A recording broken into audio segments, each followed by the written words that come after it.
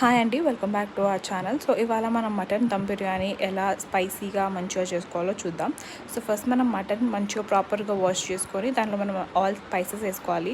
Like ఉప్పు, కారం, పసుపు, అల్లం వెల్లుల్లి పేస్ట్. అండ్ ఇక్కడ నేను గ్రీన్ చట్నీ యాడ్ చేశాను. గ్రీన్ చట్నీ ఏదో కాదు, మనము పుదీనా, కొత్తిమీర అండ్ పచ్చిమిరపకాయల పేస్ట్ అనమాట. సో దాంతోపాటు పెరుగు అండ్ పాలు కూడా వేసుకోవాలి. And main game changer is lemon. So lemons ఎంత యాడ్ చేసుకుంటే అంత మంచిగా ఉంటుంది. అండ్ ఫ్రైడ్ ఆనియన్స్ కూడా.